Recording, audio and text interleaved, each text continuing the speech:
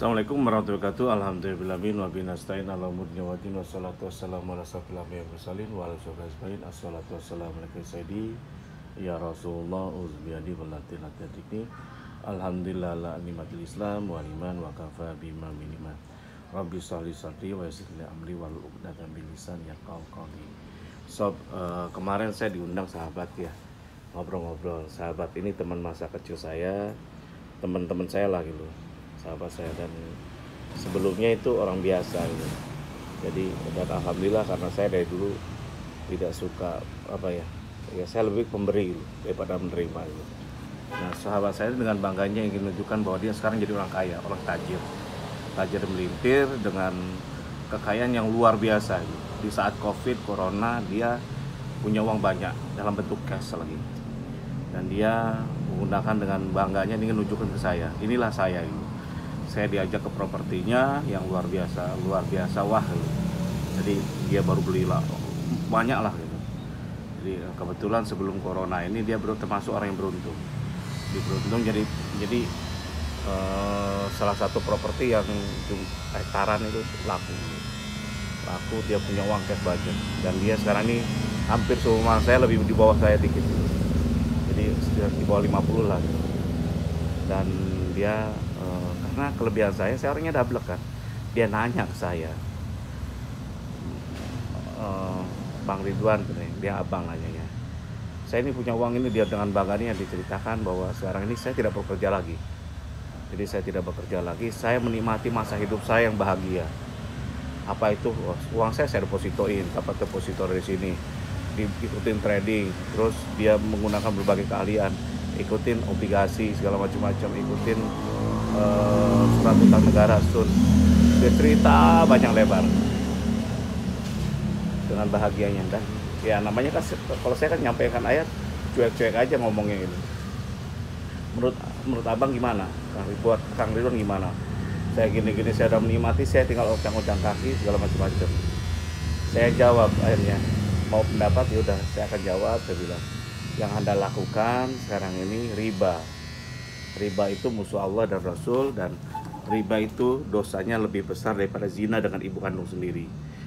1 dirham yang dimakan oleh seseorang dari transaksi riba, sedangkan dia mengetahui dosanya lebih besar daripada melakukan zina sebanyak 36 kali. Ini hadis riwayat Ahmad dan Baihaqi, dan ini sahih. Jadi intinya saya omong ke situ, dia kaget tuh. Jadi loh kok gitu katanya. Dia marah, namanya orang kaya kan biasa marah. Dan saya tambahkan ya, Rasulullah SAW melaknat memakan riba, pemberi riba, 2 orang saksi dan penulisnya, dan beliau bersabda mereka sama saja, sama derajat dosanya. Loh, dia kaget dia. Loh, kamu kan sekarang tambah lagi sama saya. Sesungguhnya dari ini ada hadis juga ya, saya tambahkan ya, bahwa seorang yang melakukan safar kemudian menengadahkan kedua tangannya ke langit seraya berdoa, wahai Tuhanku, akan tetapi makanan dan minumnya berasal dari yang haram, pakaiannya dari yang haram, dan dikenyangkan oleh barang yang haram, maka bagaimana mungkin doanya dikabulkan. Jadi pemakan riba buat saya itu tidak bakal doa dia dikabulkan. Wahai Ka'ab bin Uzrah, sesungguhnya daging yang tumbuh dari harta yang haram akan dibakar dalam api neraka. Dan saya bilang, kamu kan punya anak, kamu makasih makan uang seperti itu, uang riba, dari hasil riba. Terus gimana itu nanti?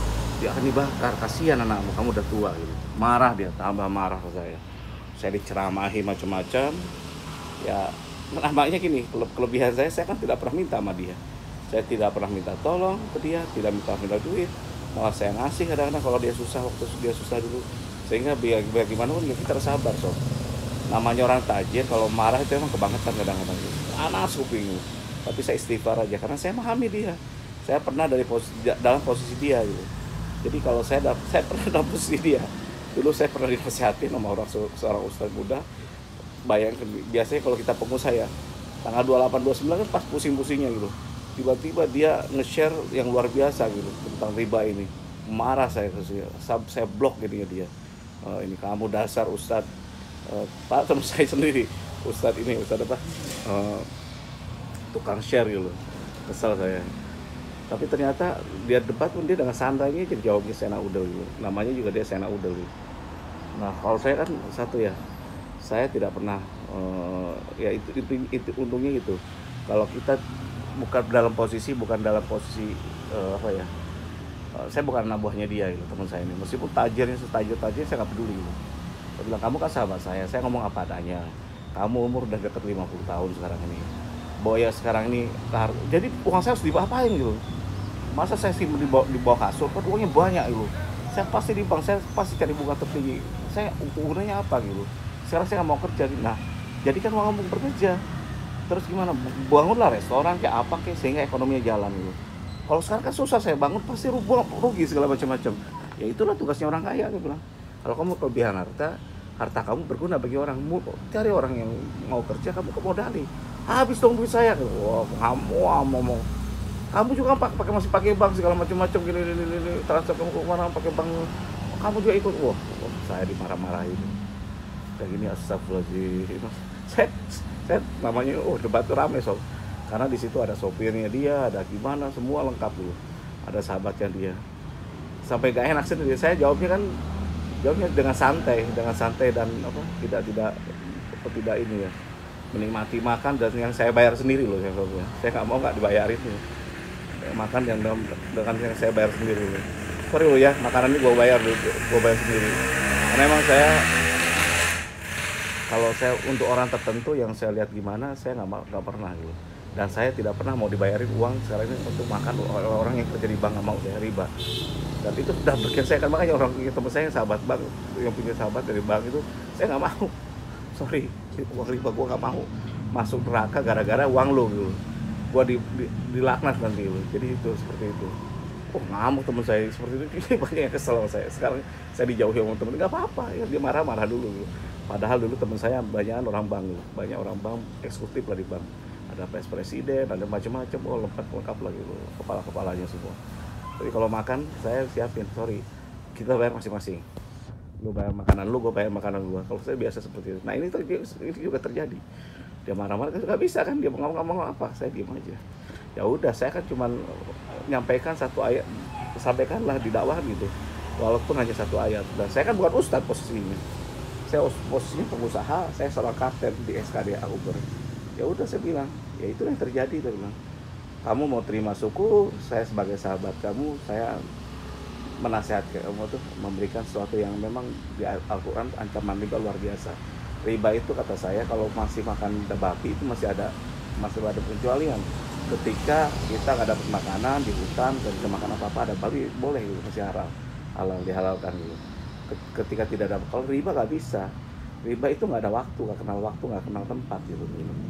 Tambah marah dia segala macam-macam, tapi dia ngomel-ngomel terdiam ya. Saunya nggak lama kemudian, makanya kalau kita nangani seperti itu lebih kita diam aja, pas dia ngomel kita diam. Nggak lama kemudian 1 jam 2 jam dia mulai baik lagi. Ya udah, kita ngomong sebagai sahabat lagi, dan itu akan membekas di hatinya meskipun kita doain aja mudah-mudahan dia berubah gitu. Karena dia selama ini, kali ini dia lagi menikmati kebahagiaannya sebagai orang kaya, tajir yang banyak duit. Saya bilang, beli emas saja kan gitu. Nanti kan kamu ada zakatnya, kasih zakat kata ini. Segitu banyak gimana saya ngomel-ngomel dia. Ya kalau gitu kan ada deposit box, simpan kalau takut apa simpan deposit box gitu. Cari deposit box, usaha ini punya deposit box segala macam-macam. Wah, dia ngomel terus. Karena dia bilang, lu kewajiban lu tuh orang kaya itu kalau di Islam ya. Kenapa? Saya dulu nggak ngerti ya. Kenapa kita tidak boleh memberikan tambahan pada apa dari uang kita? Karena agar uang itu bisa mengalir menjadi nilai produktif. Kayak sekarang kalau orang kaya semua mengeluarkan, sekarang kan orang kaya simpan uang di bank semua, di deposit semua supaya dia dapat aman duitnya gitu. Aman ininya. Tapi nyatanya kan ekonomi nggak lancar. Kalau di Islam harus dikeluarin sekarang ini. Saya kagum kemarin ada teman saya buka restoran pada saat COVID ini, corona ini, nggak apa-apa, tapi niatnya ibadah gitu. Demikian dari saya. Kalau salah saya pasti banyak salahnya, kalau kurang saya pasti banyak kurangnya. Saya mohon maaf, memang harus berkata seperti itu. Wabillahi taufiq wal hidayah. Wassalamualaikum warahmatullahi wabarakatuh.